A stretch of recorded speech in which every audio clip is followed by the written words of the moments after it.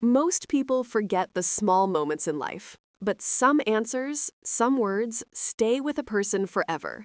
And on a quiet night in a little lakeside town, that truth found Marin Hale in a way she never saw coming. She had always believed that love arrived loudly.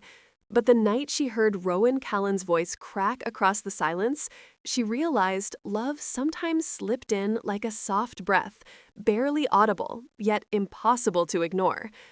It was just past 10, the sky washed in deep blue, the moon stretched thin like a silver ribbon. Marin stood near the old boardwalk, both hands wrapped around a warm paper cup of cocoa she'd bought more out of habit than desire. She was waiting for him. Rowan had texted earlier, asking if they could meet for just a moment. Those 4 simple words had tugged at her more than she cared to admit. They weren't dating. They weren't anything official. But for months, their conversations had hovered in that confusing space between friendship and something more, something unspoken. Her heart beat a little too loudly as she watched his tall figure walking toward her, hands tucked in his coat pockets, breath fogging gently in the cold. "Thanks for coming," he said softly. Marin smiled, trying not to reveal how his presence unraveled her every time. "You said it was important." Rowan nodded, eyes shifting toward the still water beside them. "You ever feel like you're standing at the edge of something, but you don't know if you should take the step?" She swallowed, her throat tightening. "If you're asking me, then you already know your answer," she murmured.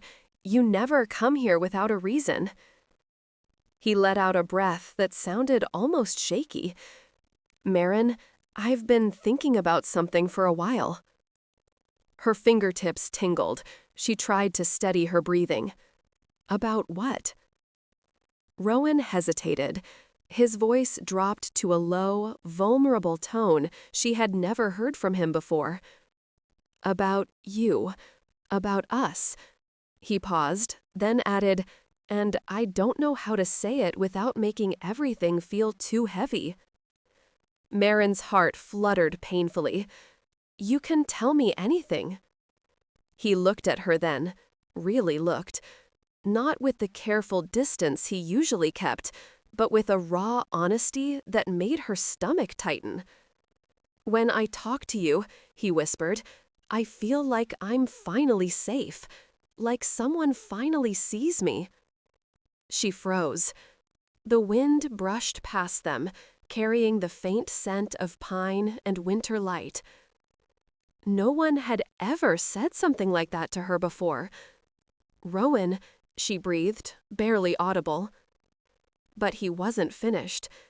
"And tonight," he continued, voice trembling at the edges, "I need to tell you something before I lose the courage to say it." Her hands grew warm against the cocoa cup, her pulse tapping wildly in her chest. "What is it?" she asked, almost in a whisper. Rowan stepped closer, close enough that she could hear the quiet rhythm of his breathing, close enough that the night seemed to bend around them, waiting. "Marin," he said, "the truth is—" He stopped. Words hung on his lips, but for some reason he couldn't push them out. He looked down, shook his head, and exhaled sharply. "I'm sorry," he said. "I thought I could say it. I really did." That was when he gave the answer she would never forget. He lifted his eyes to hers and murmured, "Just stay with me for a minute, please." It wasn't a confession. It wasn't a declaration. But somehow it felt deeper than either. Something in the way he said, "Stay," reached into her chest and pulled at every quiet, hidden feeling she had buried for months. Marin stepped closer, her voice trembling. "Rowan, why does it sound like you're afraid of something?" He lowered his gaze, and she could see the truth tremble through him. "Marin," he whispered, "I'm afraid you'll walk away once you hear what I've been hiding." Her breath caught. The cold night pressed in quietly around them. And just like that, the moment shifted, from gentle uncertainty to something far more fragile. If you're enjoying this story so far, please like the video and subscribe for more heartfelt tales. Part 1 ends here, with Rowan standing inches away, a truth on the edge of his tongue, and Maren bracing herself for whatever was about to break open between them. The breeze along the lake shifted, brushing lightly against Maren's cheeks, as if the night itself sensed something delicate unraveling. Rowan stood in front of her, shoulders tense, eyes fixed on the wooden planks beneath their feet. For a long moment, neither of them spoke. Maren tried to steady her breath, but the silence wrapped around them like a thin piece of glass, beautiful, fragile, and waiting to break. "Rowan," she said gently, "you don't have to be afraid of me." He gave a soft, hollow laugh. "You say that now, but once I tell you what I've been holding on to, I don't know if things will ever be the same." She took a step closer, her voice soft. "Things are already changing, and you're the one changing them." He looked up, finally, and when their eyes met, there was something haunted there, something tired. Maren felt her chest tighten. "I've watched you keep everything locked inside for years," she whispered. "Whatever you're carrying, you don't have to carry it alone anymore." Rowan's jaw tightened, as if he wanted desperately to believe her. "I'm not sure you understand how heavy it really is." She reached out instinctively, not touching him, but close enough that he could feel the warmth of her hand. "Then let me help you understand. I'm not going anywhere." He stared at her hand for a moment, as though debating something deep inside himself. When he finally spoke, his voice was barely above a breath. "I didn't ask you here just to talk about my feelings." Her stomach fluttered. "What do you mean?" He looked toward the lake, the moon's reflection trembling across its surface. "I asked you here because I've been carrying something that I should have told you long ago, something that affects more than just me." Maren felt her pulse quicken. "What are you trying to say?" He hesitated, then turned back to her. "Maren," he said slowly, "you're the one person I trust, and because of that, I need to tell you the truth about why I've been pulling away these past few months." Her heart stung. She had noticed it. Quiet messages turning shorter, meetings growing rare, the spark between them dimming, even though she still felt it burning. "What happened?" she whispered. Rowan swallowed hard, his hands trembling slightly in his pockets. "I've been trying to protect something, and I'm afraid that once I explain it, you'll think less of me." Maren shook her head immediately. "You know me better than that." He closed his eyes for a moment, like he was gathering courage. "When we first met," he said softly, "I didn't expect to feel anything for you. I wasn't ready for it. I wasn't supposed to." "Supposed to?" Maren repeated quietly. Rowan nodded once. "I was trying to keep my distance. But you have this way of seeing through people, through me, in a way that terrifies me more than I can admit." A shaky breath escaped her. "I never meant to scare you." "You didn't," he replied quickly. "You made me feel seen, and that's what scared me." Maren's fingers curled around the warm cup she still held, trying to ground herself. "Rowan, what are you running from?" His eyes darkened with emotion. "Something I should have told you a long time ago," he whispered. "Something that's been sitting between us even when we pretended it wasn't." He took a breath, deep, strained, and stepped closer until only a few inches separated them. "Maren, I didn't pull away because I stopped caring." Her heart pounded so loudly she could barely hear him. "Then why did you?" she asked, her voice trembling. His answer came quietly, painfully. "Because I care too much, and I'm afraid that if you knew the truth about what I've been hiding, you'd walk away without looking back." The honesty in his voice landed inside her like a soft ache, warm and overwhelming.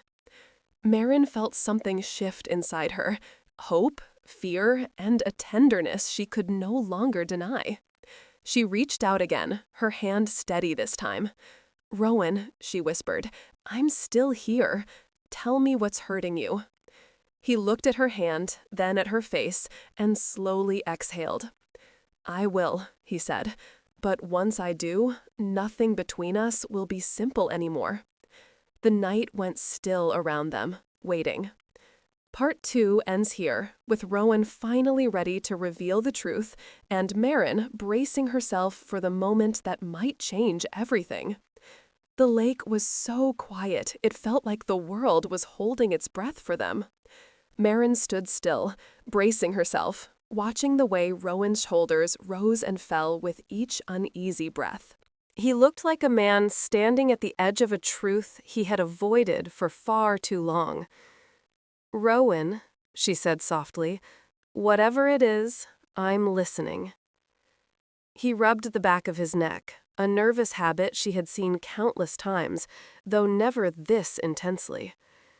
"You deserve the full truth, not the pieces I've let you see." "Then give it to me," she whispered. He nodded slowly, as if preparing himself for something heavy. "When we first got close," he began, "I was still trying to deal with something that happened before you came into my life, something that left more damage than I realized." Marin felt her heart squeeze. Something with someone else? His eyes softened with apology, but not regret. "Yes, and not because I still care about her, but because the way it ended changed me in ways I wasn't ready to admit." Marin didn't move. She didn't flinch. She only breathed quietly and waited. Rowan continued, voice low and unsteady. "She left without warning. No explanation, no conversation, just vanished from my life overnight." Marin felt her chest tighten for him. "I'm so sorry," she murmured. He shook his head. "I don't want sympathy. I just need you to understand." "Then help me," she urged. He looked out at the water, the moonlight trembling across it like a quiet echo of his feelings. "When she left," he said, "I promised myself I'd never let anyone get close enough to hurt me like that again. I kept everyone at arm's length, every friend, every coworker. And then," he swallowed, turning back to her, "then I met you." Her breath caught. "And suddenly," he continued, "I couldn't keep the distance anymore, not with you, even when I tried." Marin felt her pulse flutter painfully. "Why didn't you just tell me?" "Because," he said, voice cracking slightly, "you're the first person who made me feel something real after all, something warm, something good, and I was terrified I'd lose that if I admitted I was still carrying old wounds." She stepped closer, her eyes gentle. "We all have wounds, Rowan. That doesn't make you weak." He let out a slow breath and nodded. "But it made me afraid. Afraid to take a chance. Afraid you'd look at me differently if you knew the truth. Afraid I'd ruin everything by wanting more." Her heart stumbled over the last word. "More?" she repeated carefully. He exhaled, steadying himself. "Yes, more." The word lingered between them, warm and trembling. "But the real reason I asked you to meet tonight," he said carefully, "is because something happened that forced me to stop hiding." Marin's stomach tightened. "What happened?" Rowan reached into his coat pocket and pulled out a small folded note. The paper was creased at the edges, worn from being held too many times. "I found this a few days ago," he said quietly. "It was left on my porch." She frowned. "What is it?" He hesitated, then handed it to her. Marin unfolded the note slowly, her breath catching when she saw the short, uneven handwriting. "You deserve happiness. Let yourself have it." She glanced up sharply. "Who wrote this?" Rowan shook his head. "I don't know. No name, no signature. Just those words." Do you think it was from her? Marin asked. Maybe, he said. Or maybe from someone who saw how much I was holding back. Someone who knew I was afraid to move on. Her chest warmed with emotion. And that's why you wanted to talk to me tonight? He nodded once, a soft vulnerability in his eyes she had never seen before. Yes, because that note made me realize something I've been avoiding for months. What did it make you realize? She asked softly. Rowan took a slow, steadying breath. That moving on doesn't scare me anymore, he whispered, and the person I want to move toward is you. Marin froze, every emotion inside her blooming at once. Hope, fear, warmth, and a trembling tenderness she could no longer deny. Rowan stepped closer, barely inches away now. But, he added quietly, there's something else I haven't told you, something even more important than the past. Marin felt the air tighten around them. What is it? She breathed. His voice dropped to a fragile whisper. It's about what I feel for you now, and once I say it, there's no turning back. Part 3 ends here, with Rowan finally ready to reveal the truth he has been carrying, and Marin standing on the edge of a moment that could change everything between them. For a moment, the night felt completely still. No ripple in the lake, no distant footsteps along the boardwalk, just Rowan and Marin, standing in the soft glow of moonlight with a truth suspended between them like a breath waiting to fall. Marin's hands trembled slightly as she held the folded note. She kept her eyes on Rowan, searching for the meaning behind his words, for the emotion he was trying so hard to steady. "Tell me," she whispered. Rowan inhaled slowly, as though the air itself felt heavy inside his lungs. "I've been holding back the truth about how I feel," he said. "I thought protecting myself meant staying quiet, but staying quiet only hurt more." Marin felt something warm move through her chest. "And what do you feel?" she asked softly. He looked at her for a long, quiet moment, and in his eyes she saw everything: fear, hope, longing, and that deep tenderness he had never spoken aloud. "I care about you," he said finally, "more than I ever planned to, more than I thought I could care about anyone again." Her breath caught. "I've fought it," he continued, voice low and honest. "I tried to keep my distance. I tried to convince myself it was just gratitude or comfort or familiarity, but it's not, and it never was." A faint breeze drifted past them, brushing her hair gently. But she didn't move. She didn't blink. She needed to hear every word. "I care about you in a way I haven't cared about anyone in years," he said softly. "You brought something back into my life I thought was gone forever. You made me feel again." Her chest tightened with emotion. "Rowan," she whispered. "I know I've made mistakes," he said quietly. "I know I've pulled away, but the truth is, pulling away only made me want you closer." Marin swallowed hard, her voice trembling. "Then why do I feel like there's still something you're not telling me?" There was. She could see it in the way his jaw tightened, in the way he kept glancing toward the lake as though he needed its calm to steady him. Rowan nodded slowly. "You're right, there is more." She stepped a little closer. "Tell me." He hesitated for a long moment, then finally said, "The woman who left." He paused, gathering his thoughts. "She came back." Marin's heart dropped. "What?" she breathed. Rowan closed his eyes, as though the memory pained him. "She showed up at my door earlier this week. No warning, no explanation, just appeared." Marin took a step back without meaning to. The cold swept in through the small space between them. "What did she want?" she asked, her voice barely steady. "She said she made a mistake," he replied. "She said she regrets everything, that she wants another chance." Marin felt something sink deep inside her chest. "And what did you say?" Rowan opened his eyes, and the honesty in them held her still. I told her no. A sharp breath escaped her, the relief almost dizzying. But, Rowan added gently, her visit forced me to confront something I'd been avoiding. It made me realize how much of my heart I'd kept locked away, and how much of it you've been filling without even realizing. Maren felt heat rise behind her eyes, not from pain, but from a tenderness almost too overwhelming to name. Rowan, she said softly, you didn't owe her anything, but you owe yourself the chance to be happy. He nodded slowly. That's exactly why I wanted to talk to you tonight. She could feel her pulse in her throat.